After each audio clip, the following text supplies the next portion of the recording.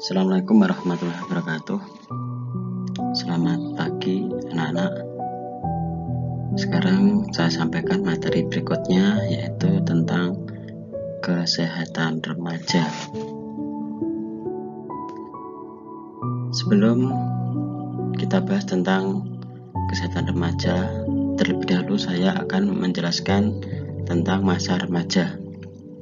Masa remaja merupakan masa transisi yang unik dan ditandai oleh berbagai perubahan fisik, emosi, dan psikis. Terjadi perubahan fisik secara cepat yang tidak seimbang dengan perubahan kejiwaan. Masa remaja dalam lingkungan sosial tertentu, bagi remaja pria merupakan saat diperolehnya kebebasan. Bagi remaja wanita, saat mulainya segala bentuk pembatasan. Berikut ini pembagian masa remaja. Yang pertama, masa remaja awal. Masa remaja awal dimulai umur 10 tahun hingga 12 tahun. Ciri khas masa remaja awal yaitu lebih dekat dengan teman sebaya, ingin bebas, lebih banyak memperhatikan keadaan tubuhnya, dan mulai berpikir abstrak. Yang kedua, masa remaja tengah dimulai umur 13 tahun hingga 15 tahun. Ciri khas masa remaja tengah yaitu mencari identitas diri, timbulnya keinginan untuk kencan, mempunyai rasa cinta yang mendalam, mengembangkan kemampuan berpikir abstrak, berkhayal tentang aktivitas seks. Yang ketiga, masa remaja akhir dimulai umur 16 tahun hingga 19 tahun. Ciri khas masa remaja akhir yaitu pengungkapan kebebasan diri, lebih selektif dalam mencari teman sebaya, mencari citra jasmani dirinya, dapat mewujudkan rasa cinta, mampu berpikir abstrak. Berikut ini adalah perbedaan fisik antara remaja laki-laki dan remaja perempuan. Remaja laki-laki, suara membesar, pertumbuhan penis dan kantung zakar, ereksi dan ejakulasi, badan berotot, tumbuh jakun, tumbuh rambut pada ketiak dan sekitar kemaluan. Sedangkan pada remaja perempuan, tumbuh rambut pada ketiak dan sekitar kemaluan. Ini sama dengan yang laki-laki. Perbedaannya, pertumbuhan rahim dan vagina, menstruasi pertama, pinggul melebar, payudara atau buah dada membesar. Berikut ini adalah perbedaan tanda awal kematangan seksual antara laki-laki dan perempuan. Pada remaja laki-laki sudah dapat melakukan fungsi reproduksi bila telah mengalami mimpi basah.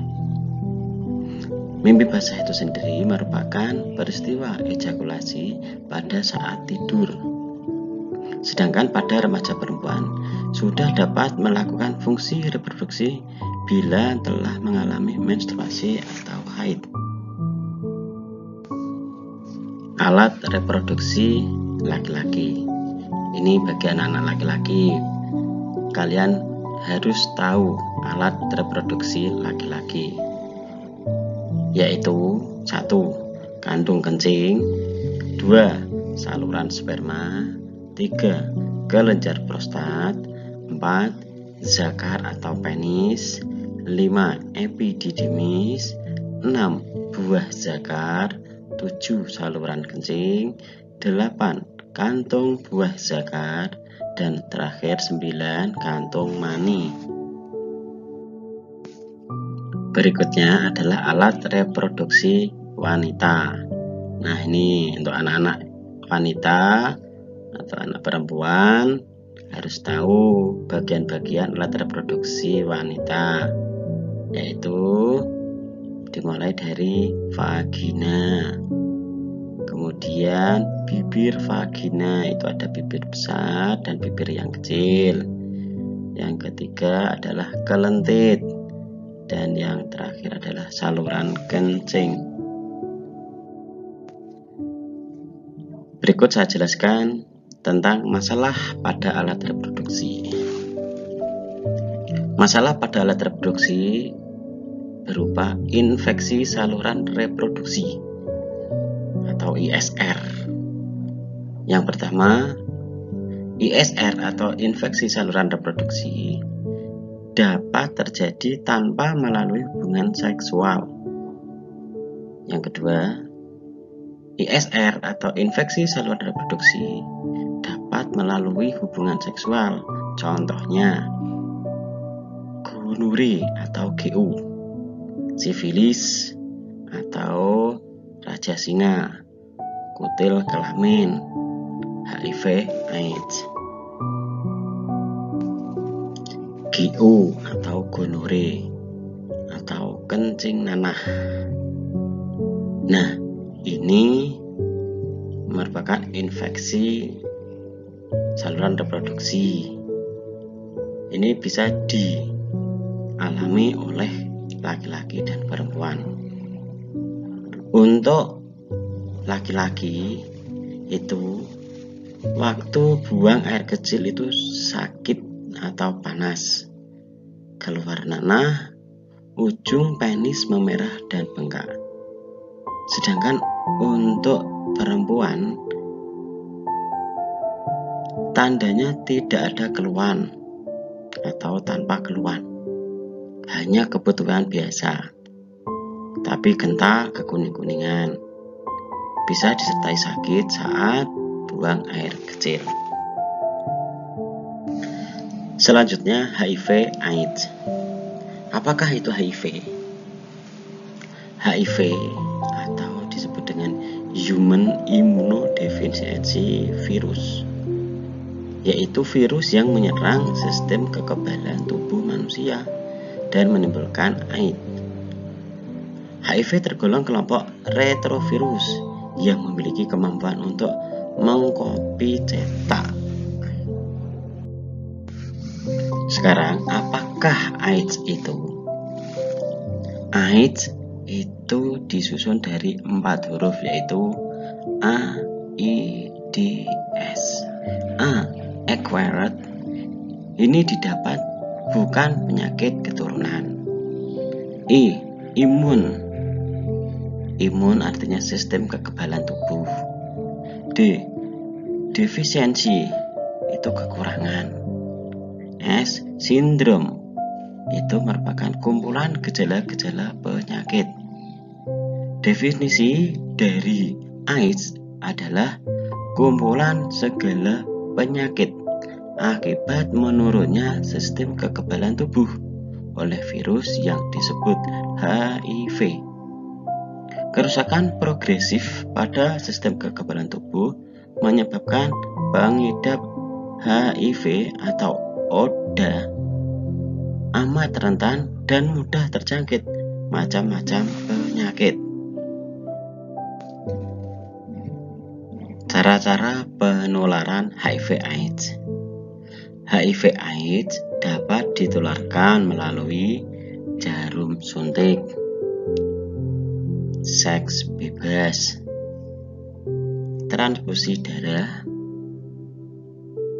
ibu kepada anaknya pada saat melahirkan.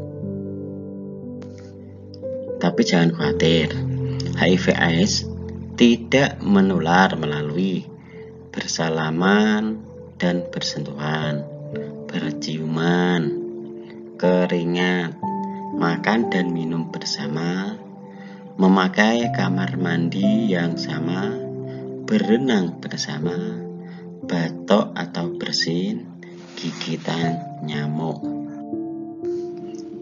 HIV/AIDS itu dapat ditimbulkan melalui seks bebas.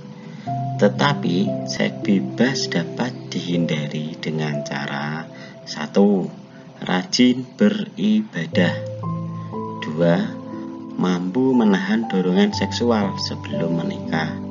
Yang ketiga, beraktivitas positif. Berikutnya adalah materi tentang nafsa. Pengertian nafsa. Nafsa secara umum adalah zat-zat kimiawi yang apabila dimasukkan ke dalam tubuh baik secara oral, yaitu diminum, dihisap, dihirup, dan disedot, maupun disuntik, dapat mempengaruhi pikiran, suasana hati, perasaan, dan perilaku seseorang. Jenis-jenis nafsa. Jenis-jenis nafsa meliputi ganja, opiat atau candu, putau atau heroin, kokain, ekstasi atau sering disebut dengan pil koplo, dan sabu-sabu. Bahan adiktif itu meliputi alkohol. Nah, ini terdapat pada minuman keras. Kemudian ada nikotin. Nikotin ini berada pada tumbuhan tembakau atau yang sering merokok, itu berarti sudah menggunakan nikotin. Kemudian solvent. Akibat dari penyalahgunaan nafsa antara lain depresi, gelisah, tubuh terasa lelah, tidak enak badan, nafsu makan meningkat, mengalami mimpi buruk, dan biasanya terasa sangat nyata, lambat dalam beraktivitas, dan kecanduan. Pengaruh dan pemicu penggunaan nafsa. Pengaruh dan pemicu penggunaan nafsa itu dapat terjadi oleh dua faktor. Yang pertama, faktor internal. Faktor internal itu sendiri itu berasal dari diri sendiri, meliputi tidak percaya diri, pemurung, pencemas, disebabkan karena merasa kurang bahagia dalam lingkungan keluarga, kurang mendapat bekal keimanan dan keterampilan dalam menangkal hal-hal yang tidak sehat.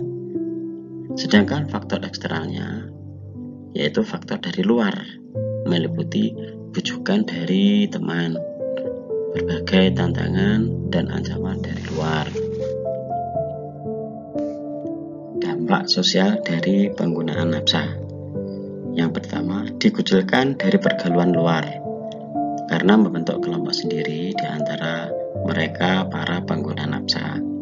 Yang kedua, hubungan sosial dengan keluarga dan teman-teman di lingkungan sekolah atau tempat tinggalnya menjadi renggang. Yang ketiga, kebutuhan akibat nafsa apabila tidak terpenuhi itu bisa melakukan hal-hal yang tercela, misalnya mencuri, berbohong, menjual barang-barang yang ada di dalam rumahnya. Hubungan dengan keluarga makin buruk. Apabila seseorang sudah mengkonsumsi atau menggunakan narkoba, bahkan sebagai pengedar narkoba, itu harus siap menerima konsekuensi hukum, antara lain dipidana atau dipenjara. Maka dari itu, pesan saya, anak-anak jangan sekali-sekali, yang pertama melakukan seks bebas, dua mengkonsumsi narkoba, dan yang ketiga adalah jangan sekali-sekali merokok. Demikian tadi materi tentang kesehatan remaja. Semoga bermanfaat bagi kalian semuanya. Terima kasih. Assalamualaikum warahmatullahi wabarakatuh.